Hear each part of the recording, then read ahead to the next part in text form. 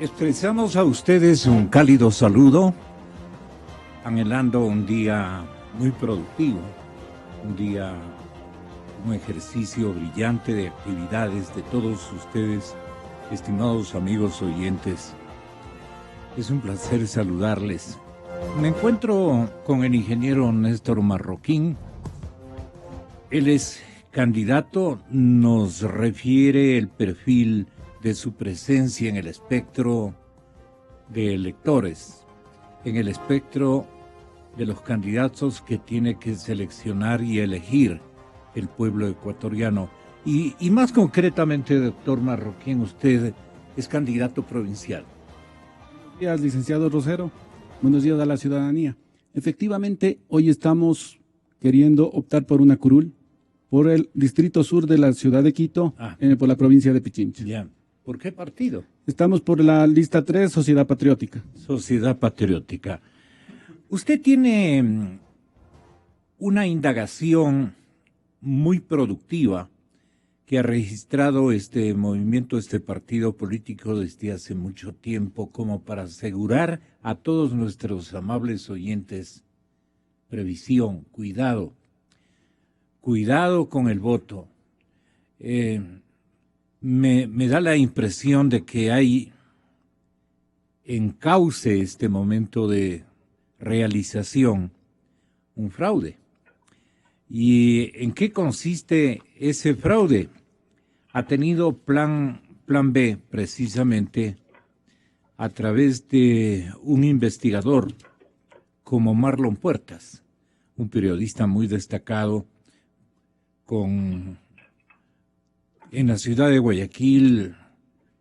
Él ha imprimido una suerte de alertas que están ya encendidas con gran preocupación en la opinión pública nacional, pues dice él que hay un fraude a la vista y menciona que las elecciones de febrero tienen alto riesgo de contaminarse con maniobras de todo tipo que pueden manipular los resultados finales.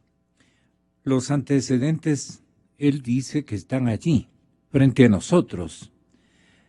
Se está denunciando un padrón inflado con muertos votantes y con ciudadanos que tienen 2 números habilitados de cédula. Un sistema de transmisión de datos que genera dudas. Juntas provinciales armadas con amigos del gobierno y un Consejo Nacional Electoral que no resuelve ningún tipo de inquietudes que se le ha formulado.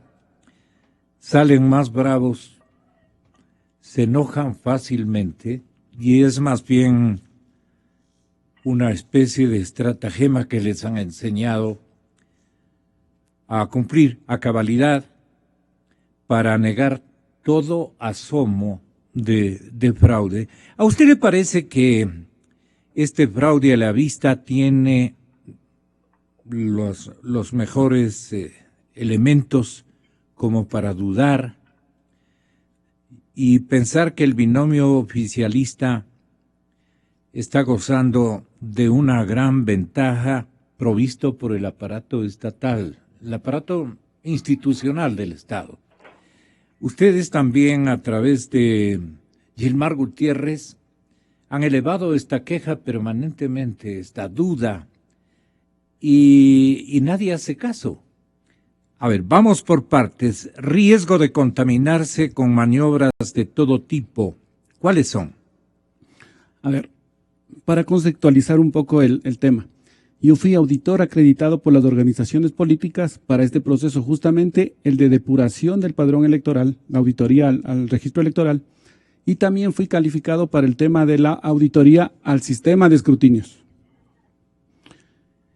En este trabajo que lo hicimos desde el 22 o 21 de marzo del año anterior, tuvimos la oportunidad de que el 29 de marzo exponer justamente ante la gente del registro civil, que fue para este tema de los conversatorios organizados por el Consejo Nacional Electoral, donde se evidenció que existen fallecidos que constan en el registro, se evidenció que hay personas que tienen 2 o más números de cédula, es decir, que podrían eventualmente ejercer 2 veces el sufragio en los padrones electorales.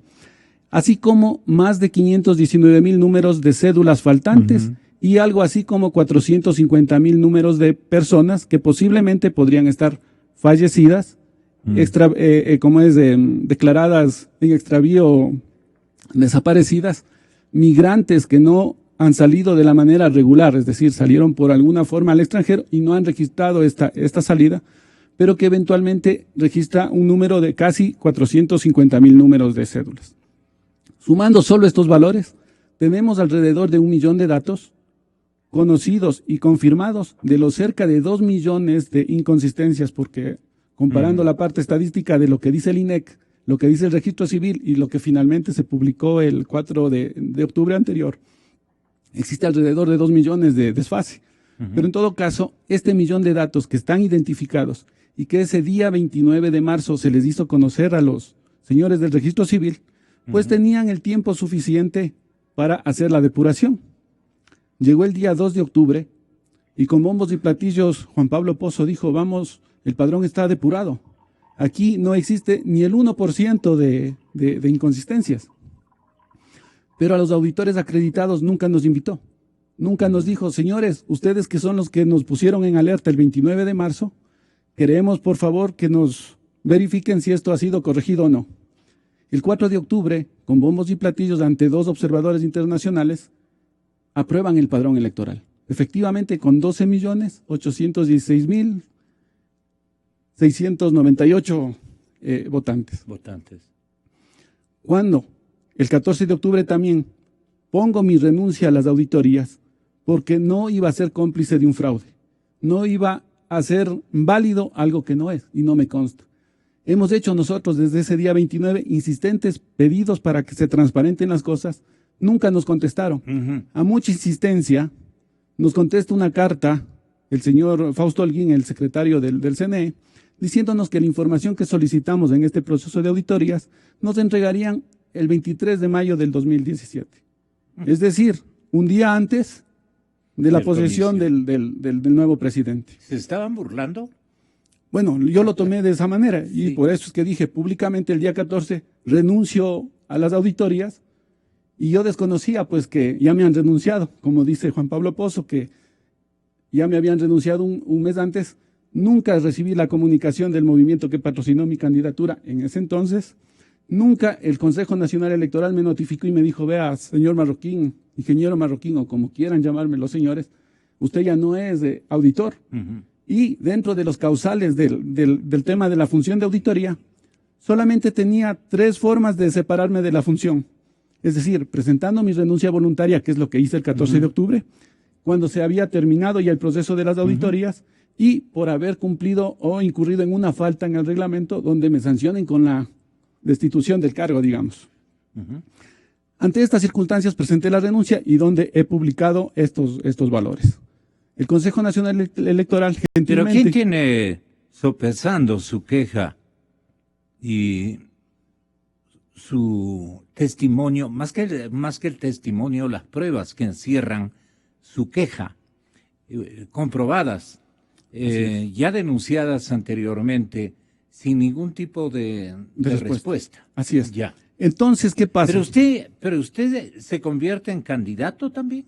A ver. Ahí como que pierde usted de alguna manera un peso de un testigo de cargo. Ok. El tema es que el 14 de octubre no tenía ninguna organización que me respalde. Yeah. Simplemente fue una cuestión de ciudadanía, de honestidad personal, digamos, en que no vamos a ser partícipes de esto. Y fruto de ese acto es que Sociedad Patriótica me invita a participar. ¿Por qué? Ya el registro civil me amenazó con enjuiciarme por haberles difundido esta verdad, porque no me estoy inventando las cosas. Y también el Consejo Nacional Electoral. ¿Acusándole de qué podían haberle demandado a usted? Bueno, ingeniero Marroquín. El Consejo Nacional Electoral, en una carta, me dice que tengo que probar ante la justicia lo que yo estoy afirmando en la carta de mi renuncia. Concretamente, ¿qué afirma usted? Estoy afirmando que existen fallecidos. No es que afirmaba, usted tiene que mantener, porque eso seguramente, si no ha sufrido un recambio, permanece como un síntoma de que va a haber aquí, por lo menos en el espectro global, va a haber ahí un lunar que siempre a usted y a todo el proceso le van a estorbar. Así es. Entonces, le digo, existen fallecidos que constan en el padrón electoral. Ya. Existen personas que tienen 2, 3 cédulas diferentes, ¿no? Números de cédula, que le podría ejercer el voto a 2 o más veces. Existen personas que no constan, es decir, están faltantes, y existen personas desaparecidas, migrantes no retornados, que tienen un error, porque están constando padronados como que están en el país, pero realmente están en el exterior. Entonces, estos errores acarreados que suman alrededor de 1 millón de datos. Pero va a haber un individuo que va a representarlos de acá. Va a enfilarse en una cola, tiene la cédula correspondiente. ¿Quién fabricó esa cédula? ¿Quién fabricó esa cédula? Responde a una estratagema global muy amplia para que se den todas las circunstancias y este ciudadano que ya votó a las 9 de la mañana en algún recinto, que era el suyo, el propiamente dicho, y a las 3 de la tarde está votando en otro lugar, con otra cédula. Esto es muy grave. Y este universo que integran, digamos, esta suerte de ciudadanos con vida, pero adueñados de identificaciones no propias de él, ¿no es cierto? ¿Qué papel pueden jugar si es que el Consejo Electoral no toma las previsiones y los partidos políticos que van a atestiguar, digamos, ese fraude, el fraude de este ciudadano, no salen al estudio del padrón que ellos con el que van a trabajar, receptando el voto de los ciudadanos en esa parroquia, en ese recinto, en ese número de mesa? ¿Cómo usted explica que pueda llegar una cosa así tan compleja a ocurrir el día 19 de febrero? Es obvio que el riesgo está, ¿no es cierto? Alguien puede darles votando a los muertos, puede darles votando a otras personas suplantando su identidad, pero justamente la alerta que se lanzó el 14 de octubre con la renuncia se hizo para que las organizaciones políticas de alguna manera tomen conciencia del peligro y estemos en plan de poner el control electoral, que es lo que estamos impulsando ahora, y motivando a la ciudadanía también, que si tienen un fallecido, o sea, un familiar fallecido, porque ya sabemos que el registro civil no ha hecho nada, teniendo las partidas de defunción legalmente emitidas por el mismo registro civil. Entonces aquí no cabe de que el familiar ha sido culpa de él que no ha ido a inscribir la defunción. El tema es que tenemos que prevenir justamente esto para que no se produzca esta anomalía, este fraude. Porque una vez, sabemos, el Ecuador de pronto ya es una sociedad de hechos consumados. Es decir, que si no hacemos nada para prevenirlo, el día 19 de febrero, tranquilamente, el Consejo Electoral dirá, ganó Lenín Moreno, ganó los asambleístas. Y con la rapidez que también han ensamblado como estrategia, lo van a hacer, conteos rápidos y todo lo demás. Exactamente, y nadie va a protestar.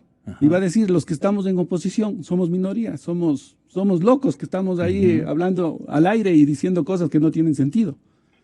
Entonces la ciudadanía tiene que concientizarse de este problema, porque esto es un problema que nos limita la democracia,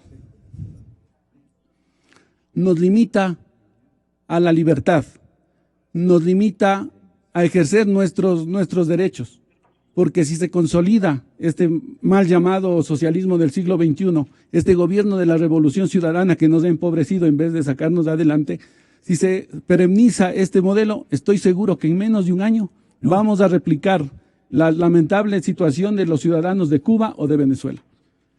Entonces, si nosotros... ¿Qué pasó en Venezuela? Bueno, ¿O qué ha venido pasando y notorio a lo largo de las denuncias que han venido, ¿no es cierto?, que las elecciones hechas por el chavismo han sido ganadas por fraude. Y eso ya no es un secreto. La señora Lucena, presidente del Consejo Nacional Electoral de Venezuela, se le ha demostrado que han habido muertos votantes, han habido, cosas que ya... Y que solo con el control electoral que armó en la Mesa de la Unidad en Venezuela es que pudieron hacer que ganen la Asamblea.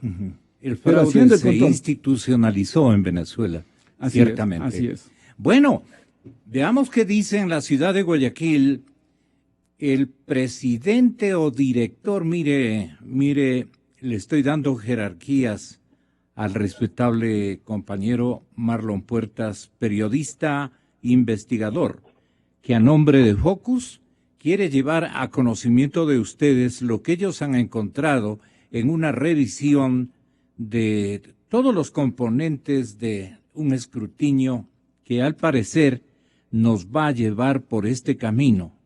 Ellos están encendiendo alertas rojas. Las elecciones de febrero tienen alto riesgo de contaminarse con maniobras de todo tipo que pueden manipular los resultados finales. Señoras y señores, los antecedentes están allí. Y hay uno de última hora. Los hermanos Santiago y Andrés Restrepo Arizmendi también van a votar el 19 de febrero. Constan en los padrones, están habilitados. Esto es hasta una burla a su respetable memoria. No hemos logrado identificar quiénes los mataron. Fue un crimen de Estado, desde luego, un crimen institucional. Y sin embargo, ni siquiera tenemos un respeto. Y su señor padre y familiares no pone el grito en el cielo, que yo haría una práctica de esa naturaleza. A protestar iría y concurriría ante todas las autoridades electorales, don Pedro. A usted que tanto se le ha ayudado, se le ha apoyado, le queremos mucho, hemos estado juntos librando batallas permanentemente. Pero que usted se quede con esto de que Santiago y Andrés consten como votantes, esto me parece no muy paternal, no digamos como una especie de obligación que le corresponde a usted y a la hermana de ellos, que es María Fernanda. Bueno, esto nos va a dar la idea de cómo están. Esto que nos va a leer, nos va a describir, nos va a comprobar, nos está denunciando la revista Focus. Atención, la revista Focus ha hecho una investigación y reúne en más o menos unas 12 páginas, no tanto, ¿no? Son como 10 páginas que lo tengo en mis manos y que naturalmente no le da la suerte de ser una denuncia casual, no tiene sino una confiabilidad impresionantemente grande y preocupante, porque lo que nos va a describir Marlon Puertas, el colega periodista de Focus, es hartísimo sorprendente. Ojalá escuche el presidente del Consejo Nacional Electoral, personaje que se pone bravísimo, el ciudadano cuencano que se pone muy enojado cuando le dicen que él está coprotagonizando la preparación de un fraude que enciende alarmas o deberían encender alarmas en todos los recintos electorales para cuidar el voto y los ciudadanos. No es solamente de cumplir con la obligación concurriendo, alinearse con el candidato que a bien tengan.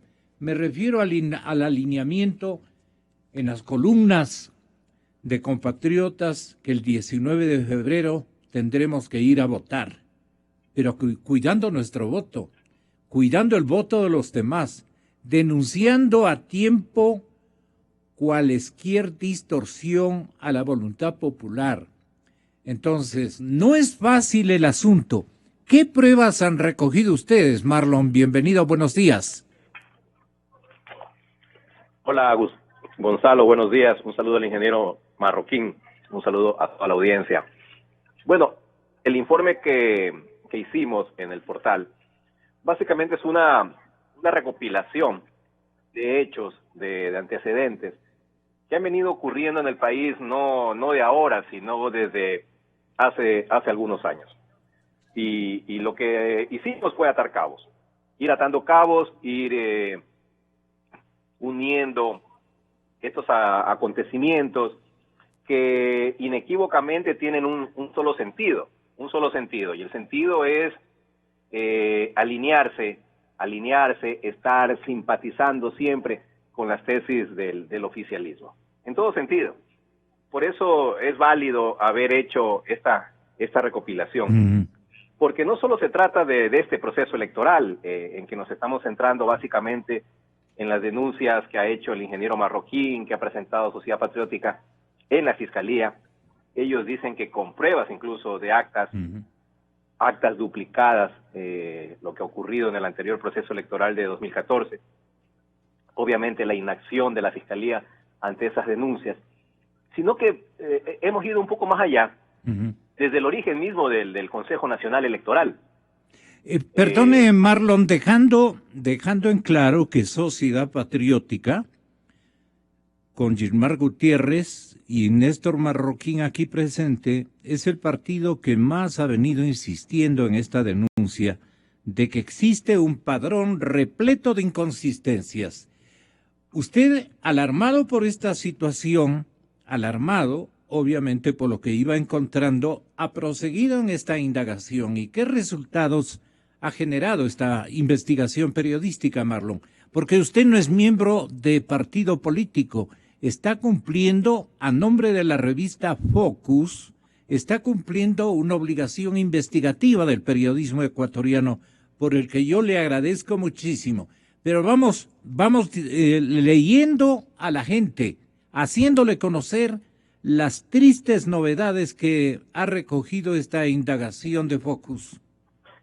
Así es, Gonzalo, importante que usted lo recalque de esa manera. Aquí no se trata de intentar beneficiar a ninguna candidatura o algún movimiento o partido político, sino simplemente que se respete la voluntad de la ciudadanía que se pronunciará el próximo 19 de febrero. En todo caso, yo le decía, y quería empezar por ahí, quería empezar por la conformación del propio Consejo Nacional Electoral, por la conformación de las juntas provinciales electorales, en el que también hicimos un informe, en el que demostramos la cercanía o la simpatía que tienen los actuales miembros de las juntas provinciales que fueron designadas en septiembre del año pasado con el gobierno, porque han sido parte del gobierno. Incluso ahí en el informe encontré que algunos de estos miembros son fervientes admiradores de la Revolución Ciudadana y lo han expresado de esa forma en sus propias redes sociales. Entonces, ese tipo de cosas ya obviamente denotan la tendencia que tienen las autoridades electorales en las provincias, que son justamente una instancia decisiva e importantísima en el tema de los escrutinios, porque obviamente ahí se hacen los primeros conteos, se receptan las primeras denuncias, en fin, es una instancia preliminar, si se quiere, pero que tienen una trascendencia fundamental en el tema del escrutinio. Pues esas juntas provinciales están integradas por simpatizantes, por ex funcionarios del mismo gobierno. Y por ahí empieza el asunto, ¿no? Por ahí empieza, por ejemplo, yo puse un caso de una señorita que se llama Tania Sofía, imbabureña, que puso en Twitter el siguiente mensaje. Dice: nuestra revolución es y será un proceso de sueños compartidos. Por ejemplo, nada de extrañarse si se sabe que la señora Tania fue comunicadora de la gobernación de Imbabura, y a partir del 23 de septiembre, en cambio, ya es autoridad electoral en su provincia. Eso por poner un ejemplo. ¿Cómo cuantificaron, perdone la pregunta intermedia, y dispénseme por interrumpirle, pero este dato me parece muy importante? ¿Cómo contabilizaron o cuantificaron ustedes el hecho de que 135,000 ecuatorianos, 135,000 ecuatorianos alineados políticamente en la oposición van a ser los guardianes de la voluntad popular? Este por lo menos es un ofrecimiento de 3 partidos. ¿Cuáles son? Perdone, para que vayan viendo los del sector oficialista, que van a ser visualizados y que en la noche del 19 de febrero pueden surgir, si abusan desmesuradamente, qué pena tener que decirlo de esa manera, si las cosas lo cumplen, lo hacen con toda la sinvergüencería y audacia del mundo, van a estar visualizados y van a estar filmados. Yo creo que en este campo hay que sugerir una preparación tecnológica de parte de estas estructuras ciudadanas partidistas que van a controlar el orden y el nivel de precisión y de fijación que hay que tener en el rescate de la voluntad popular. No sé qué opina usted, Marlon. Entiendo que se está haciendo desde ahora ya. Los 135,000 ciudadanos salen de los 45,000 que cada partido político ha ofrecido poner como observador en cada mesa electoral. Hablo del partido del ingeniero Marroquín, justamente, de Sociedad Patriótica, el movimiento Creo y el Partido Social Cristiano. Acá en Guayaquil incluso ya se han dado reuniones de voluntarios a quienes el Partido Social Cristiano los está capacitando para que sepan qué tienen que hacer el día de 19 de febrero en cuanto a su papel de observadores. Entiendo que Creo también está en el tema de capacitación y que ya tienen los 45,000 nombres que pondrán uno en cada junta receptora del voto. Y bueno, Sociedad Patriótica, de lo que conversamos justamente en Democracia hace un par de semanas, estaban en el proceso de inscripción de voluntarios a quienes ni siquiera se les ha exigido que sean simpatizantes del partido, sino que simplemente sean ciudadanos interesados en ser parte de este proceso. Entonces, ahí están, ¿no? El problema no, y el tema lo recoge, el problema no es solo la observación, el problema no es solo la observación, y eso también lo dijo muy claro el ingeniero Marroquín en la entrevista que tuvimos. Va más allá, va al tema del escrutinio, va al tema de la transmisión de datos. La semana pasada estuvo en Quito la comisión observadora de la Organización de Estados Americanos, que está presidida por el expresidente dominicano Leonel Fernández. Y mire que Leonel Fernández se reunió con varios candidatos y se fue con una inquietud que fue la coincidente en todas sus reuniones, que hay dudas y hay opacidad en el manejo de la transmisión de datos. En la rueda de prensa que dio Fernández fue el primero que manifestó, dice, vea, es una preocupación válida. Es una preocupación válida que dejó sentada ahí para que el CNE tome el asunto y vea la manera de transparentar. A mí sí me parece que un nuevo sistema de transmisión debe ser expuesto, debe ser, y no me gusta mucho la palabrita, pero debe ser socializado entre los distintos actores políticos, que son los que justamente los interesados en el tema, ¿no? En velar porque sus votos, tanto que pelean por sus votos, imagínense, el día del escrutinio no sean escamoteados. Entonces, ahí queda, dejó la pelotita en la cancha de el expresidente Fernández, y hasta ahora no hemos escuchado una reacción al respecto, ¿no?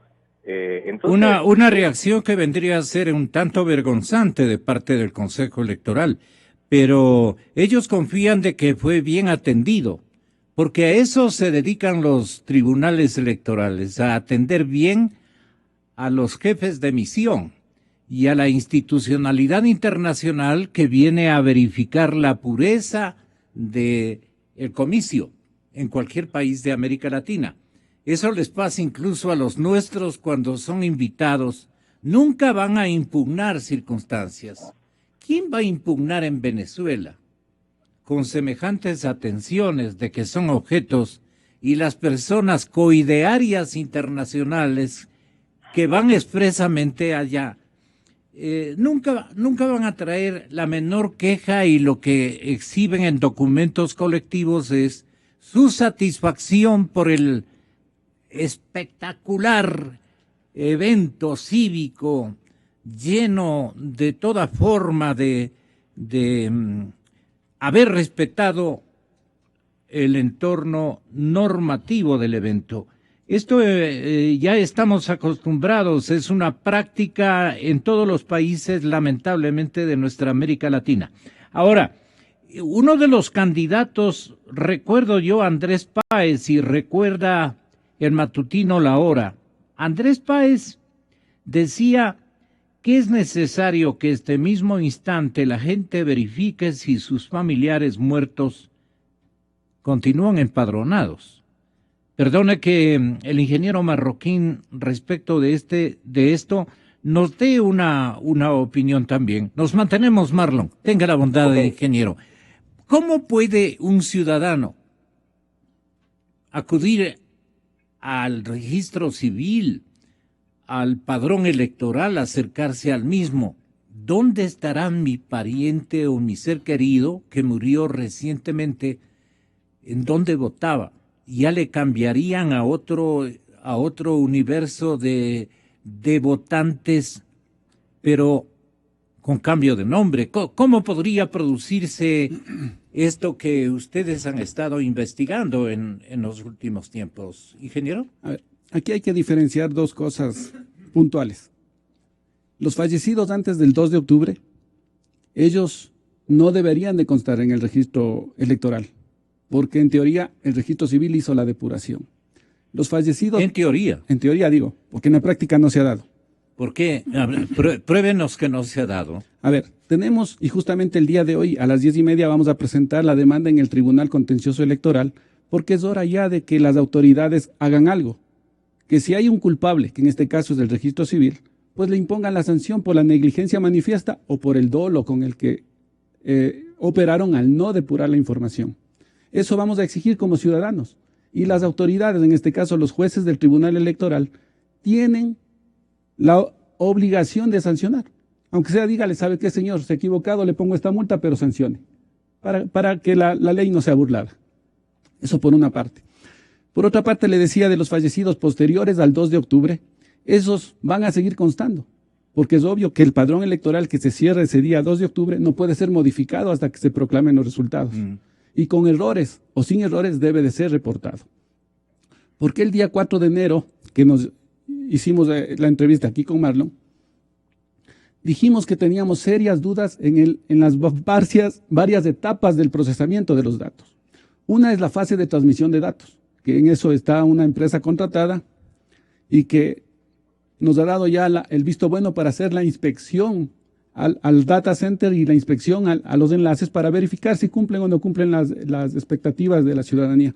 Nos ha dado esa apertura, nos da un buen síntoma eso. A diferencia de que el Consejo Nacional Electoral nunca nos ha permitido hacer este examen para constatar por nosotros mismos que las cosas están bien. Por otro lado, nos crea serias dudas el manejo de la información y de los resultados, que podrían ser cambiados. Ejemplo, el 26 de enero... Perdone, el doctor Camacho, ex miembro del Consejo Nacional Electoral, ¿nos podría hacer el favor de llamarnos a cuáles teléfonos que están libres en este momento? Él tiene una denuncia muy grave que la puso de manifiesto el día de ayer. ¿Perdón? Ya, 2559-555. 2559-555. Ojalá el señor licenciado Camacho tenga la gentileza de llamarnos. Lo precisamos para complementar esta información. Entonces, seguimos, ingeniero Marroquín, lo tengo igualmente parqueado a su entrevistador también, Marlon Puertas. Entonces el tema es que el 4 de enero hicimos público aquí que, por ejemplo, el señor Carlos Mas Carrasco estaba empadronado 2 veces en el registro electoral y que constaba con 2 números de cédula para que pueda constar en este registro electoral. Se hizo público este tema y con la fragilidad que demuestra el sistema de procesamiento de datos, en 2 horas se eliminó uno de los 2 registros. Y nos llamó la atención ese día 4 de enero, ¿por qué se cambió el registro electoral? ¿Por qué se le eliminó al señor Carlos Mas Carrasco uno de los 2 registros que constaba o que consta en el padrón aprobado? Entonces, esa ligereza, esa facilidad de que en 2 horas se cambió esta información, nos da y nos crea esa duda de que qué pasará el día del procesamiento de los datos. Si la votación por el candidato A, B, C, D dice que son 1 millón de votos, por ejemplo, ¿cómo sabemos que a las 2 horas no cambien y le pongan 500,000? Entonces, esa verificación que le hemos solicitado también por escrito, que nos permitan hacer la inspección técnica al código fuente del sistema de escrutinio, que nos permitan hacer la inspección técnica al sistema de la digitalización, porque también con las bondades de la tecnología, electrónicamente se pueden cambiar las imágenes. Es decir, ¿Cómo es eso? Es decir, que si pasa por un escáner un documento, podría darse el caso de que electrónicamente en vez de 10, por ejemplo, que se ponga 70, pero a nivel de procesamiento de datos. Y estos datos transmitidos al data center. Entonces, en el proceso de control electoral en que estamos empeñados, estamos instruyendo a nuestros delegados, a nuestra gente, a nuestros voluntarios, para que verifiquen que en las actas de escrutinio, una vez ya contabilizados los votos, se respete esos datos y se transmita esta información a nuestro propio data center. Hablo como organizaciones políticas. Para que nosotros podamos contabilizar por nuestros propios medios los votos y poder, de alguna forma, contrastar la información que publique el CNE con los datos que nosotros recogemos de las mismas juntas. Entonces, si es que no va a haber ningún tipo de suspicacia, de hacerles votar a los muertos, de hacerles votar a la gente que tiene doble número de cédula, los números tienen que cuadrar. Entonces, ahí sí podremos decir, señor Juan Pablo Pozo ha hecho un buen trabajo y aceptamos los resultados. Los que fueren. No ha habido ninguna manipulación y estamos conformes.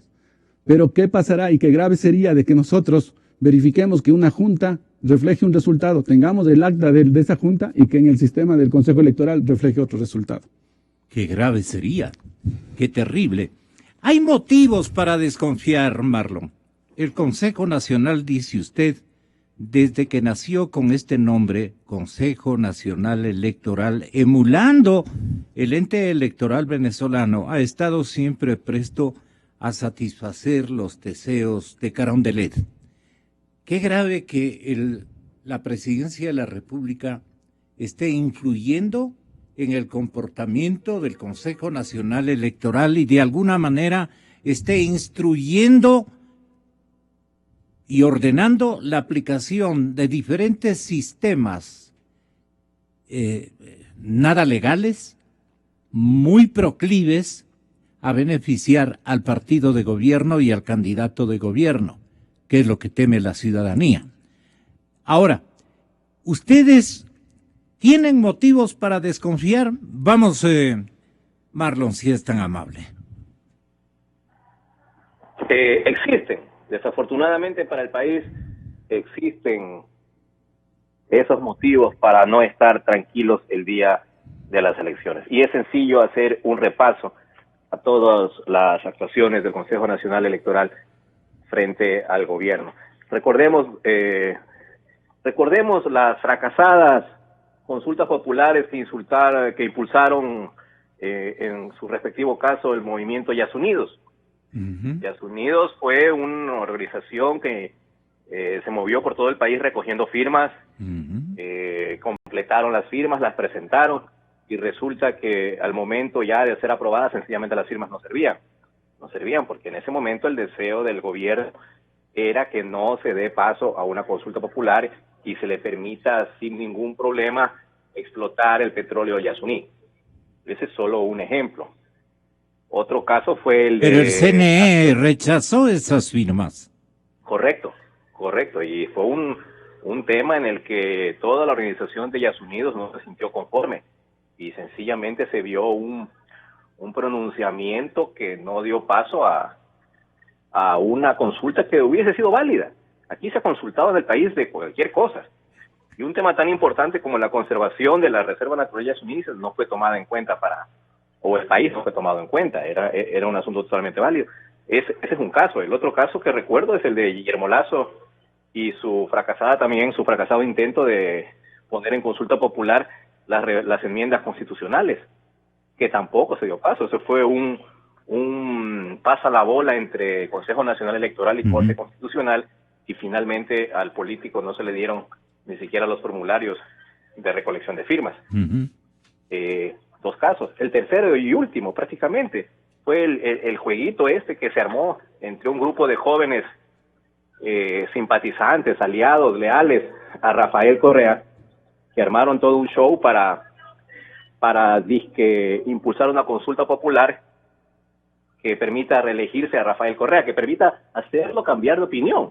porque él ya había decidido no presentarse a la reelección, y este grupo de jóvenes dijeron, no, nosotros vamos a insistir, y en el jueguito participó activamente y de muy buen agrado el Consejo Nacional Electoral. Les dio los formularios, le permitieron que recoja las firmas, presentaron las firmas, todo un show que mantuvo en zozobra, entre comillas, a los demás candidatos. Pero el país no puede prestarse a ese tipo de juegos cuando todos sabíamos finalmente que solo era un método de entretenimiento para entretener a la platea y ganar tiempo, ¿no? Ganar tiempo al interior del partido de gobierno. Entonces tenemos un CNE a los deseos del oficialismo en ese sentido. Tenemos un CNE que empezó la campaña y en el mismo lanzamiento del binomio de Alianza País ya se comete una infracción que ni siquiera ha sido sancionada hasta ahora, que fue la transmisión en vivo por todos los medios que tiene bajo su control el gobierno del acto de lanzamiento oficial del señor Moreno y Glass. Un acto de campaña, evidentemente, en el que con el cuento de que estuvo el presidente Correa presente ahí, era un tema de interés general. Y que por eso los medios se engancharon, los medios transmitieron, sin ningún costo para Alianza País, sin que nadie haya pagado nada. Obviamente es un argumento que llama a la risa. O sea, no podemos aceptar ese tipo de explicaciones cuando estamos evidentemente ante un acto de favoritismo al movimiento de gobierno. Y eso para empezar, así empezó la campaña. Desafortunadamente aquí no hay un control efectivo del uso de bienes públicos, de bienes estatales a favor de una candidatura. Eso no existe. No sabemos qué tarea en ese sentido está haciendo la Contraloría General del Estado, si está cuidando los recursos del Estado. Y en efecto, aquí solo se da la teoría de los hechos consumados. Primero se comete una infracción y luego se verá si amerita o no una sanción el hecho que se denuncie. Entonces, en ese camino hemos estado ya algunos meses. Falta ahora un mes más de campaña, y que no llame la atención, Gonzalo, que en estos días que faltan, en esas semanas que restan para el día de las elecciones, se intensifique ese uso de bienes del Estado, esos abusos de recursos oficiales, porque obviamente tienen que acelerar, tienen que pisar el acelerador porque se les acaba el tiempo. Y bueno, ante falta de un árbitro, ante falta de un control, sencillamente, como dijo el presidente Correa, en arca abierta el justo peca, ¿no? Él mismo lo reconoció. Así es. Y lo elevó a una especie de categoría en el que frecuenta Alianza País a través de toda su militancia y en todos los escenarios donde les corresponde ejercitar tareas que deben estar en respeto a la ciudadanía ecuatoriana y a la libertad de seleccionar a las autoridades que tengan a bien hacerlo. En el mismo bloqueo que usted denuncia, ¿se convierte o se ha convertido en un muro infranqueable, dice usted, el Consejo Nacional Electoral? Esas son órdenes de Carondelet.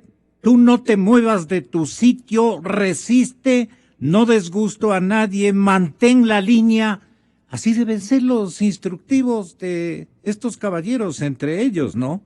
Una orden de Carondelet para un funcionario del nivel, yo no digo intelectual, pero del nivel de obediencia que le hemos medido los ciudadanos al señor presidente del Consejo Nacional Electoral, ¿qué peso tiene, compañero periodista Marlon Puertas? Todos lo hemos visto, el señor Pozo estuvo en Carondelet hasta posando con su familia al lado del presidente Correa. Y no nos llama la atención ya porque los predecesores del señor Pozo en la presidencia del CNE, miren cómo terminaron, ¿no? El señor Domingo Paredes enseñando orgulloso su carnet de afiliación a Alianza País.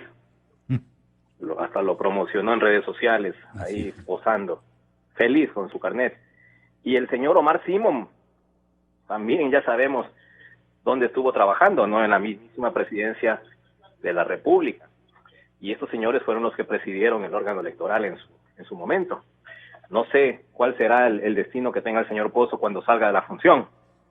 Y bueno, eso quiere decir que el presidente de la República quedó muy conforme, muy satisfecho con el trabajo que hicieron el señor Simón y el señor Paredes.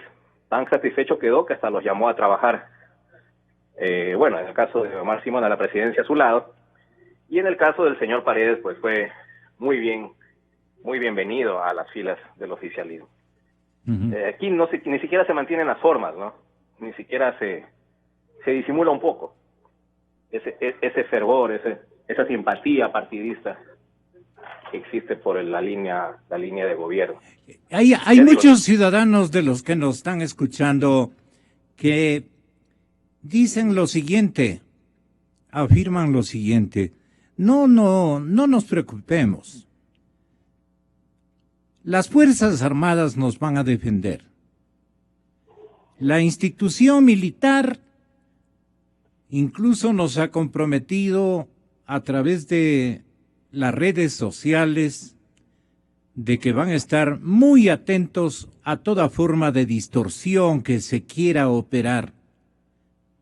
Pero el señor ministro de la Defensa sabe perfectamente que él fue con la consigna prácticamente de separarles de toda acción de control o de cuidado, de control y cuidado, especialmente de la voluntad popular que por horas o días pasa a ser la riqueza democrática del país en las ánforas donde está depositada la voluntad popular.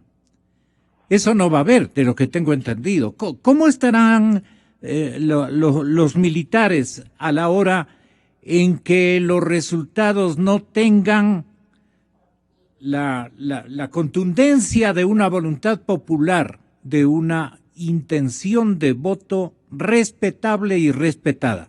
Ahí viene la parte labrada. Ustedes indagaron cómo está el tema de los militares y qué les ha sorprendido de últimos días. Bueno, es evidente y público el movimiento de cabezas que hizo el gobierno y hizo el presidente de la República el pasado mes de diciembre en la cúpula de Fuerzas Armadas. Fue un hecho sorpresivo. Aparentemente no había un motivo fuerte, un motivo válido. No había salido el alto mando de ese momento a contrariar públicamente al presidente de la República.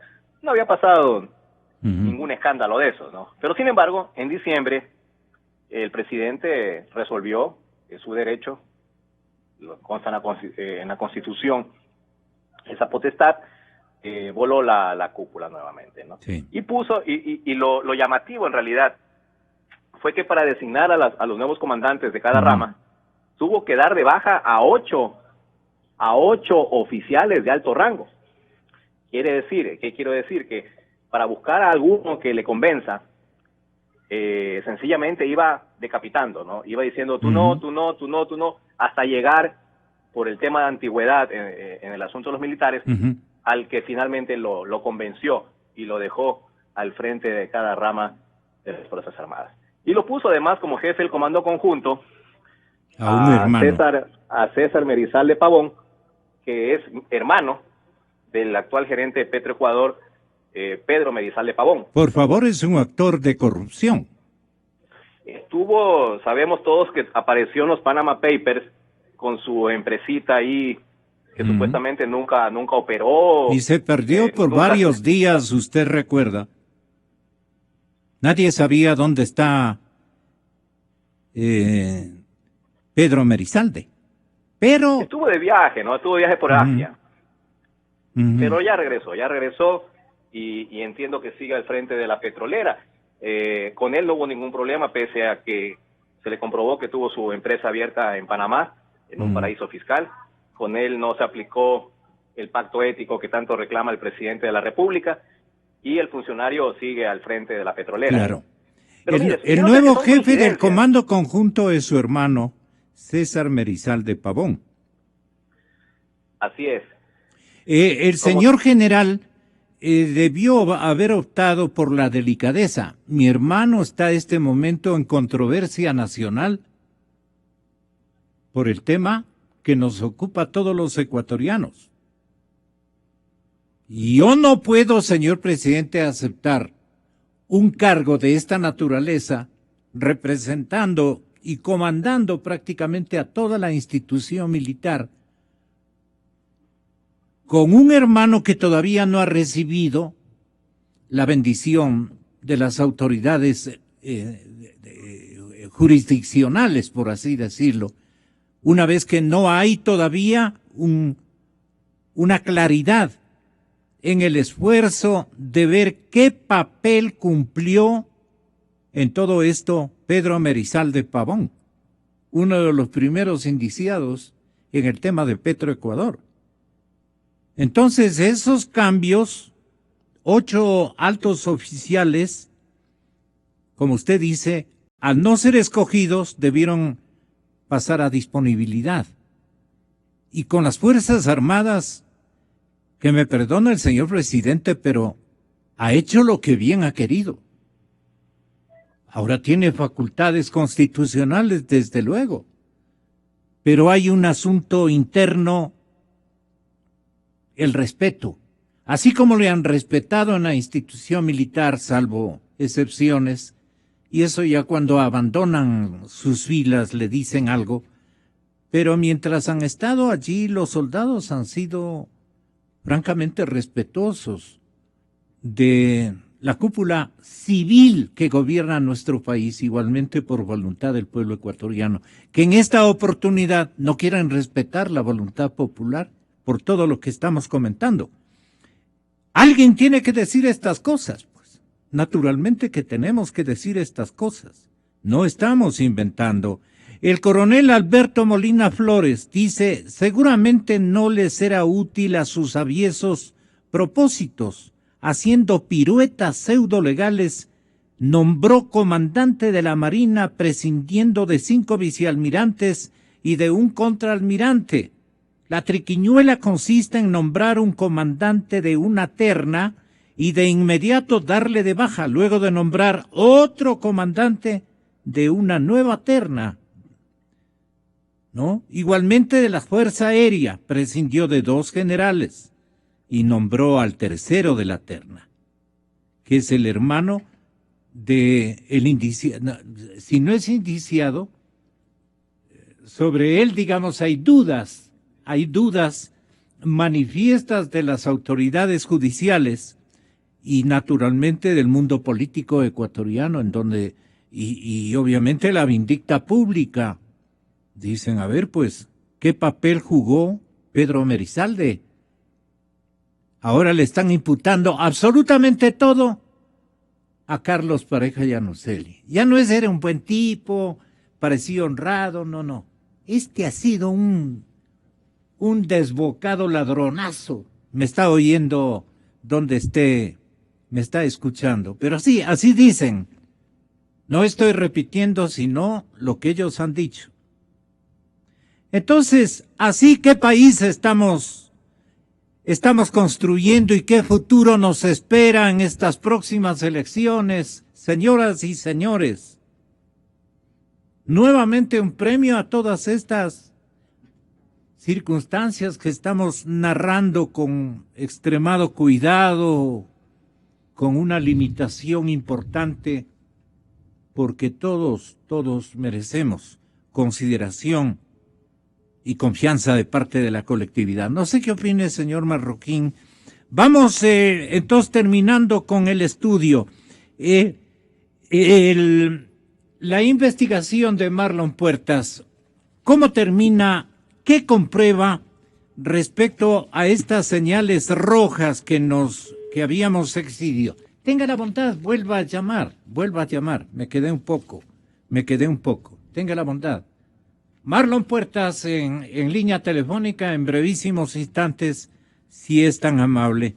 Mientras tanto, ingeniero. Justamente esas son las dudas que nos genera la ciudadanía, ¿no es cierto? Este tipo de compadrazgo, digamos, de alguna manera, con gente relacionada al poder. Las razones tendrá para no haberse excusado por ética, ¿no? Decir, ¿sabe qué? Mi familiar, por cuestiones de estas de la familiaridad en primer grado, del nepotismo que se dice, no podría ejercer en el caso de los militares. Pero volviendo al tema Pero la del confianza control, que tiene la ciudadanía en los militares queda un poco resquebrajada, ¿no? Claro. Entonces le decía, dentro de estas situaciones, y como dato importante, en el proceso de control electoral que estamos realizando, ya hemos identificado 5.091 juntas electoras. ¿Dónde están estas inconsistencias? ¿Dónde están ubicados los fallecidos que constan en el padrón? La gente que tiene doble número de cédula, para que justamente por lo menos en estas 5.091 juntas identificadas podamos estar a la expectativa de ver de que no asome alguien y le dé votando pues a la persona fallecida. Entonces, eso sí es un trabajo bastante tedioso en el sentido de buscar en millones de datos dónde están, con la falta de colaboración del CNE porque no nos ha dado la información. O sea, ha sido un trabajo de búsqueda por nuestros propios medios para poder identificar a estas juntas, pero ya las tenemos. Y en estos días vamos a poner los delegados específicamente con especial atención a estas 5.097 juntas electoras. Lo peor, un padrón que genera dudas. Ahí se acaba cualquier proceso electoral.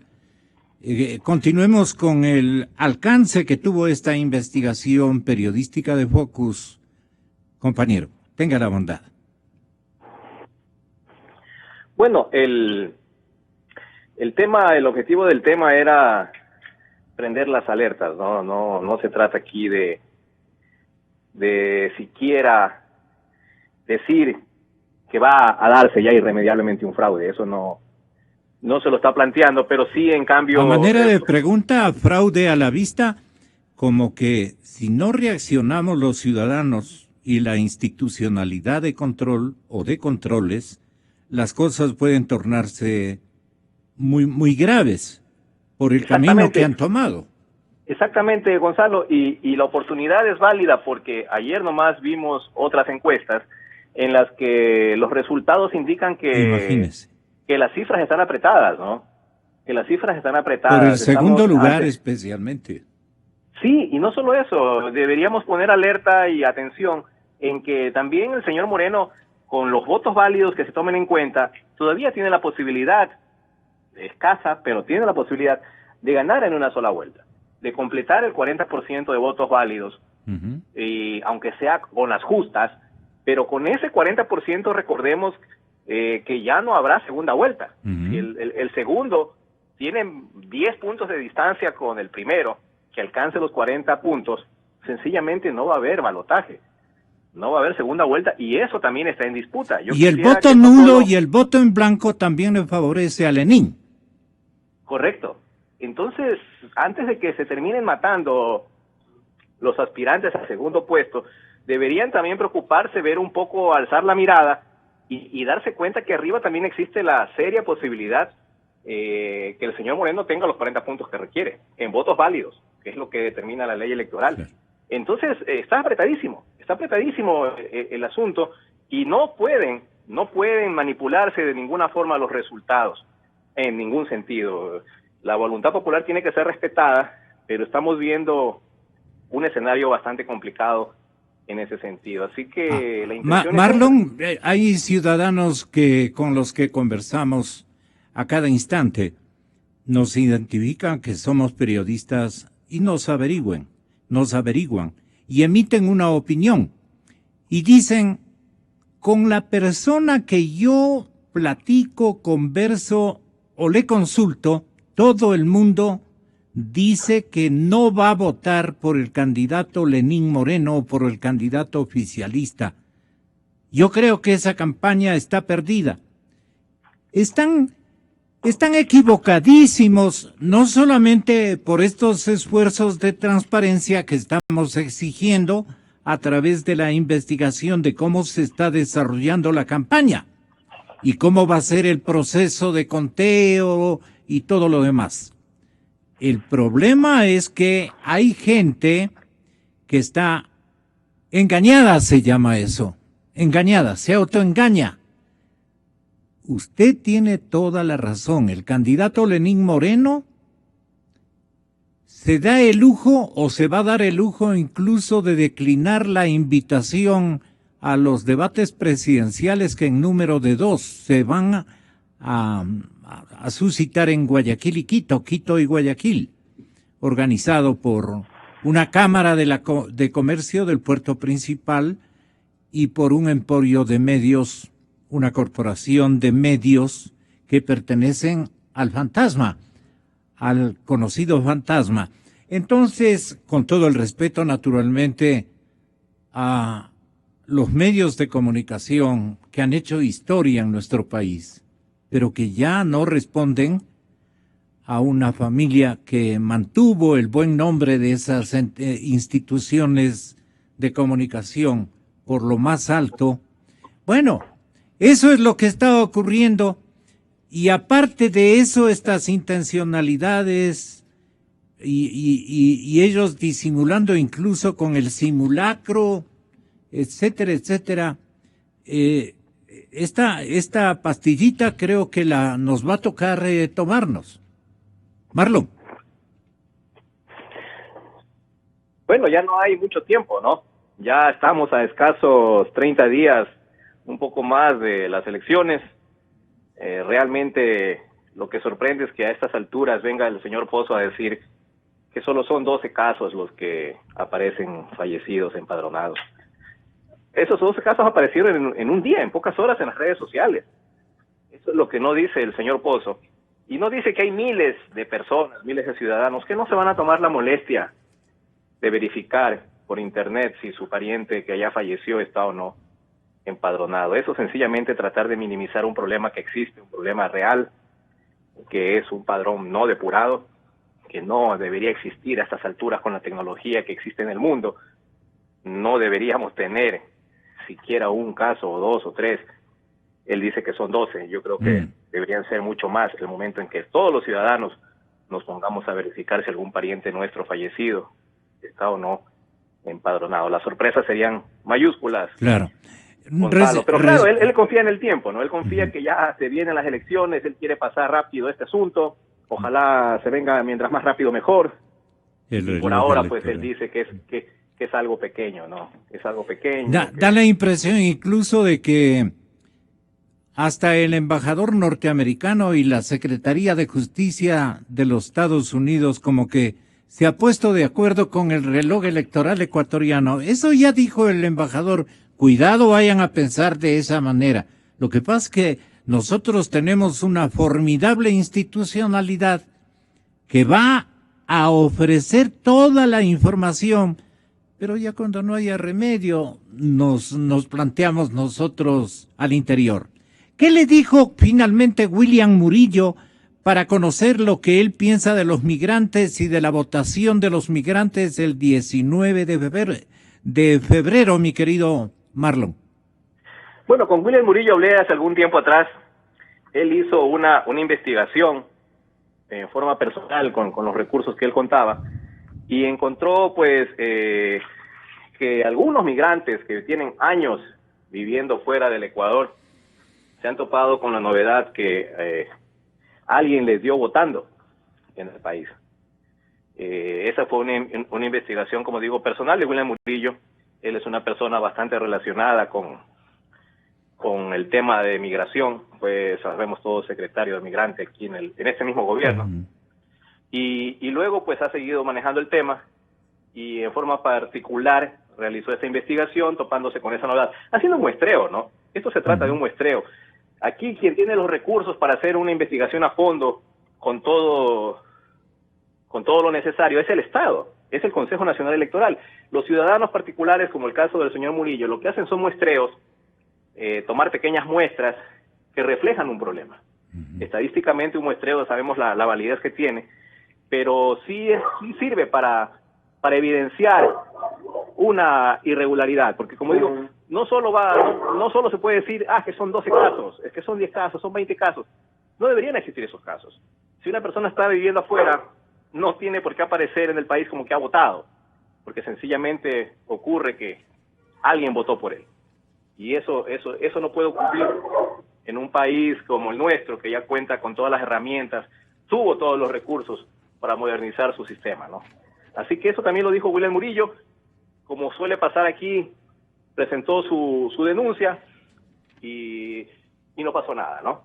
No pasó nada, no se inició ninguna investigación seria, sencillamente quedó ahí en el aire, como suele ocurrir con todo lo que se presenta aquí en el país. ¿Usted qué opina? Muchas gracias, Marlon. Estamos hablando. Aquí Okay. Lo estamos aguardando en la capital de la República. Gracias, compañero. Buenos días a todos. ¿Van a ser las 8 en punto? Sí. ¿Qué le parece, doctor Patricio Zuquilanda, en representación de los candidatos?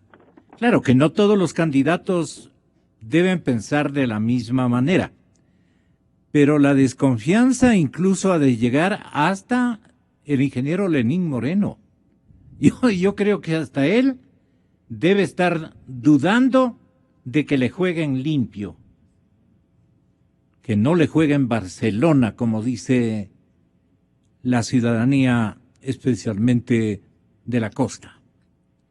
Entonces, vamos a recibir el testimonio de Patricio Zuquilanda, el también distinguido candidato a la presidencia de la República. Todo lo que hemos estado escuchando de la investigación de Focus y de lo que opinan ciudadanos que, independientemente de todo apoyo, buscando simple y llanamente la verdad, nos dicen, cuidado, podrían haber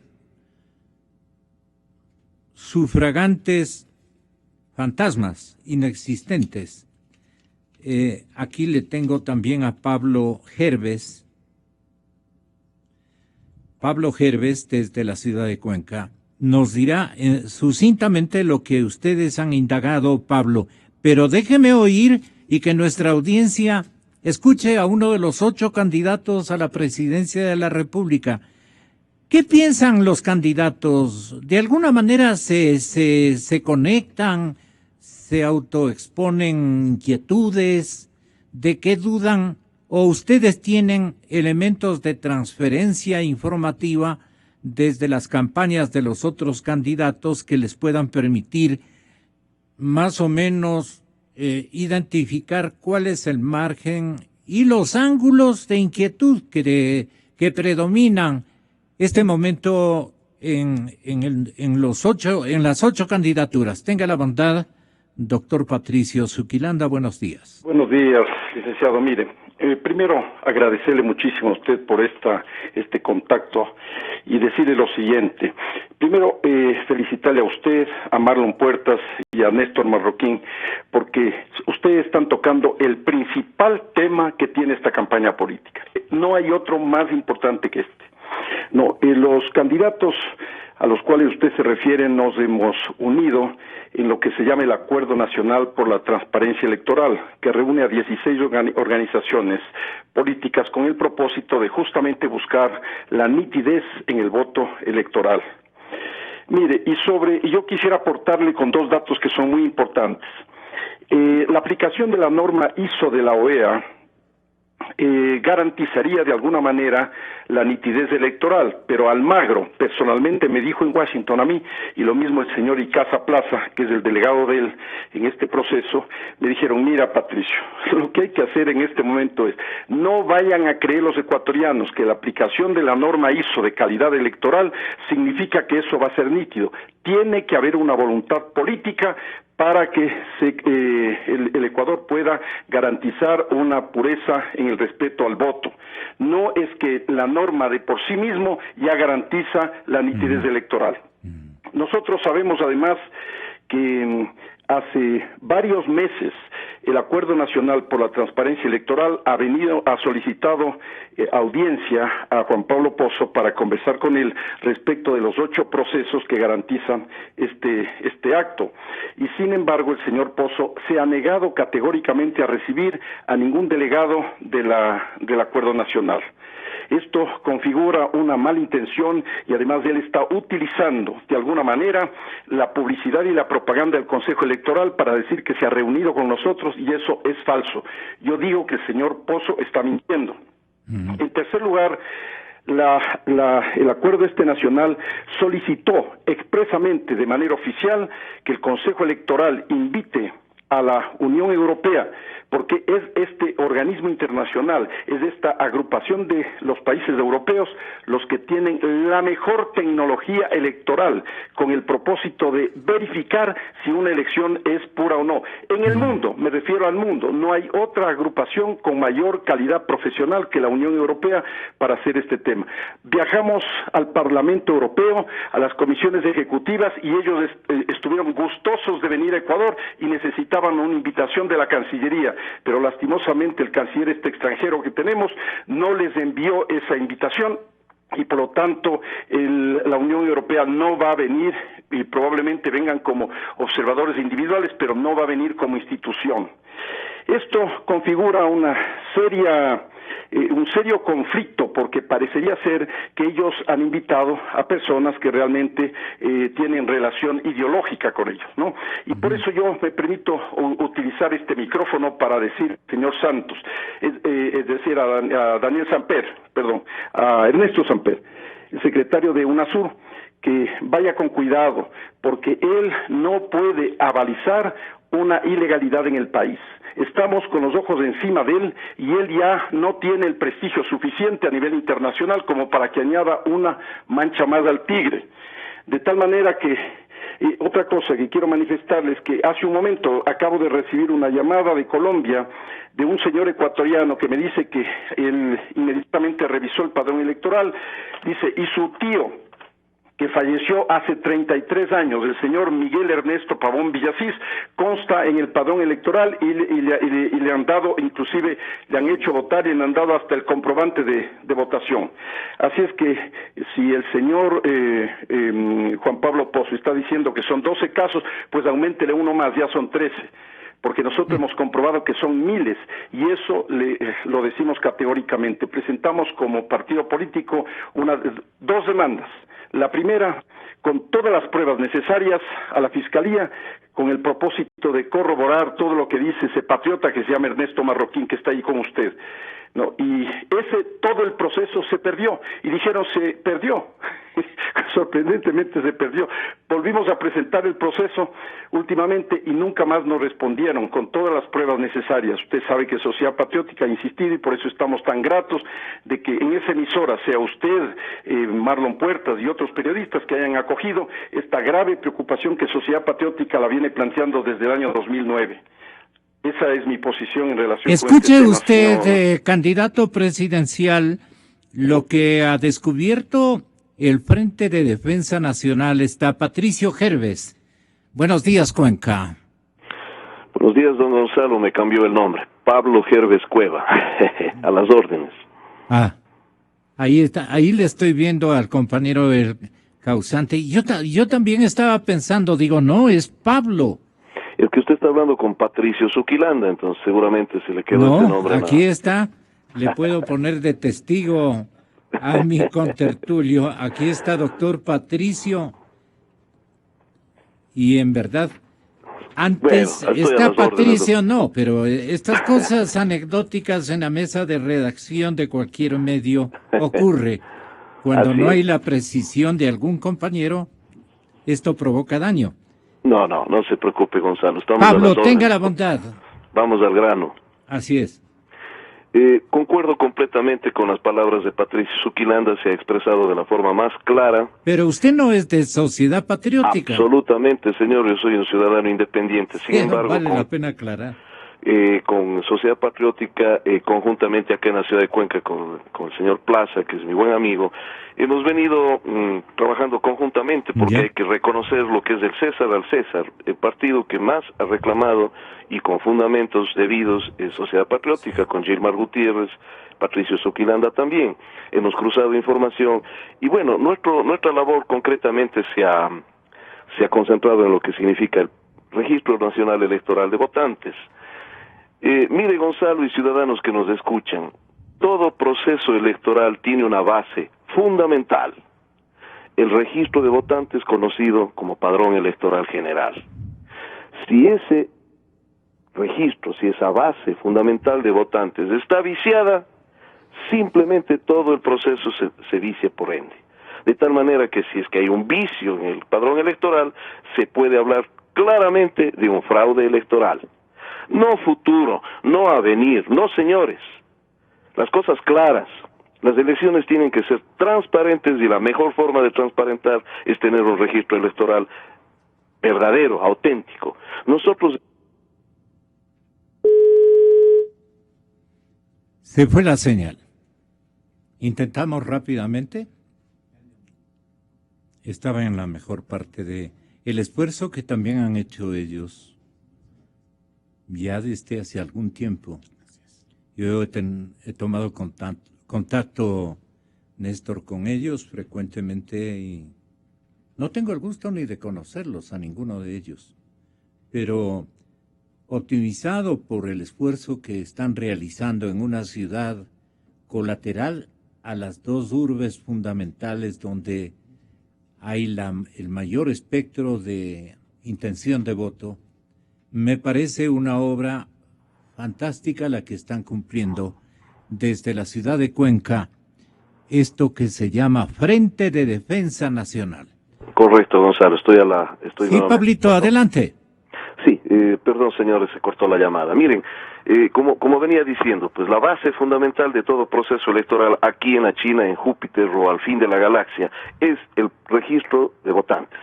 Si es que en un país existen 1 millón de personas y aparece un registro con 1,5 millones, entonces eso se llama fraude. Punto. No hay más. Nosotros hemos comprobado con datos estadísticos. Mire, Guillermo y ciudadanos, estamos viendo todos los días hoy, en estos últimos días, que ciudadanos independientes, sin ninguna ideología política partidista, están actuando patrióticamente en las redes, poniendo los nombres de fallecidos, familiares, con las debidas partidas de defunción, incluidas, demostrando que el registro electoral está digamos, alterado.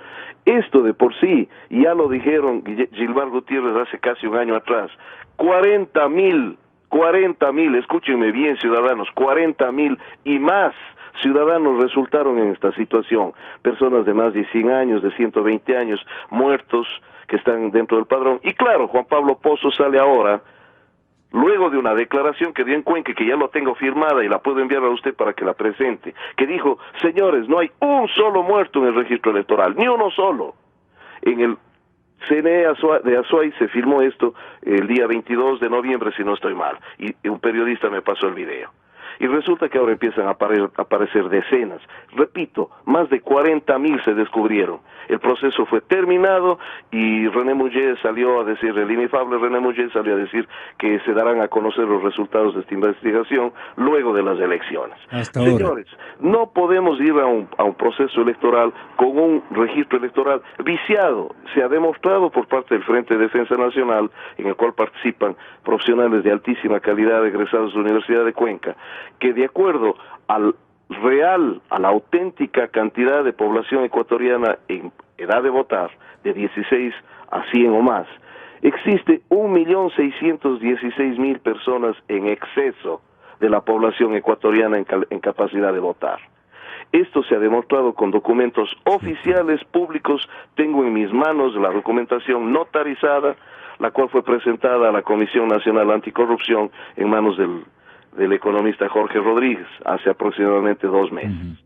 De tal manera, estimado Gonzalo, que más allá de estos hechos de corrupción del registro que proviene del registro civil, por supuesto, más allá de esto está la prueba fehaciente de que tenemos un registro nacional de votantes inflado ilegalmente.